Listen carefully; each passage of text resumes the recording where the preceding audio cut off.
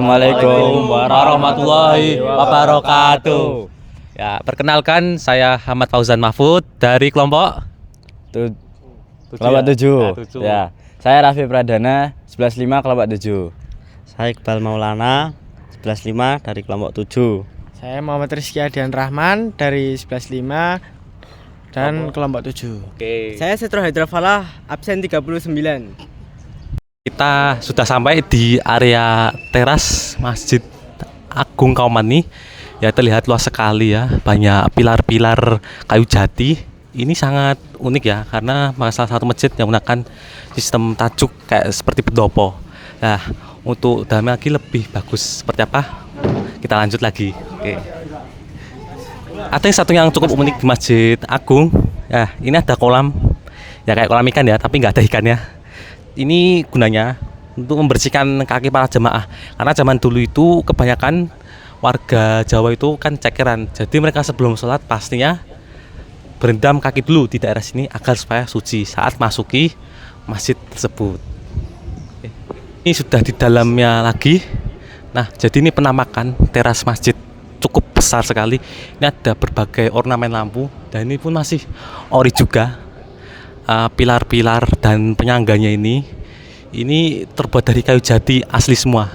Yaitu tak bisa dibilang ini tak terbayangkan ya harganya seberapa mahalnya juga. Dan itu juga ada beduk. Ya, itu beduk asli juga sudah sejak dulu. Bahkan kayunya itu pun masih awet hingga sekarang juga. Itu merupakan peninggalan dari Masjid Kauman. Dan untuk dalamnya kita nggak bisa masuk ya karena alasan batasan suci di tempat ibadah. Jadi seperti itu. Yes. Setelah ini kita mau tanya-tanya sebentar sama warga sekitar tentang baik sejarah dari Masjid Agung Keraton Surakarta. Kami akan melakukan wawancara dengan salah satu warga sini, nggih. Dengan ibu ini saya akan bertanya mengenai sejarah dan pengaruh Masjid Kauman Agung Surakarta ini. Ya, saya akan lanjutkan pertanyaannya, Bu. Nggih. Mas, perkenalkan, nama saya Rina. Kebetulan saya karyawan Masjid Agung Surakarta bagian TU. Apa yang Mas mau tanyakan tentang Masjid Agung? Untuk yang akan saya tanyakan itu sejarah umum tentang Masjid Kauman Agung Surakarta, Bu. Secara umum Masjid Agung Surakarta itu dibangun pada masa pemerintahan PB kedua di tahun 1745. Kemudian sampai sekarang mengalami perkembangan dan sekarang menjadi besar seperti sekarang. Masjid Agung Surakarta itu sebenarnya perkembangannya ada disebut dengan segitiga, Mas. Jadi masjid, keraton, alun-alun, nanti ditambah dengan pasar klewer. Gitu. Kalau secara sederhananya seperti itu. Baik, Bu. Ya, untuk yang kedua ya, Bu. Seberapa pengaruh masjid ini bagi masyarakat sekitar pada masa kala itu hingga masa kini, Bu? Kalau zaman dulu masjid ini memang dibangun oleh keraton untuk salah satu adalah syiar Islam.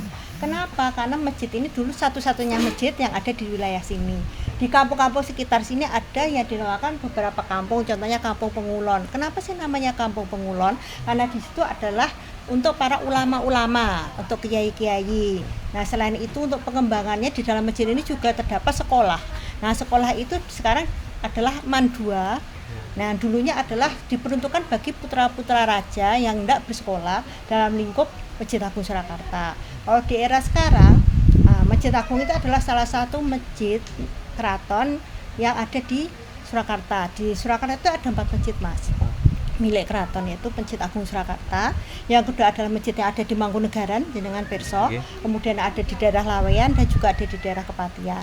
Nah, saat ini Masjid Agung itu menjadi tonggak dari masjid-masjid dan langgar-langgar atau musala-musala yang ada di Kauman, iya, terutama di Surakarta, gitu. Baik, Bu, terima kasih ya atas informasinya. Jadi kita sudah tahu ya bagaimana sejarahnya ini masjid dibangun hingga pengaruh penyebaran agama Islam di Jawa, terkhususnya di tanah kerajaan Surakarta ini yang saat ini masih berfungsi dan berkembang bagi penyebaran agama Islam di tanah Jawa, seperti itu. Makasih nggih, Bu, atas wawancara dan informasinya ini pun, Bu. Mungkin itu saja yang bisa saya pertanyakan dan saya sampaikan. semoga itu bisa menambah wawasan bagi kita semua. Oke.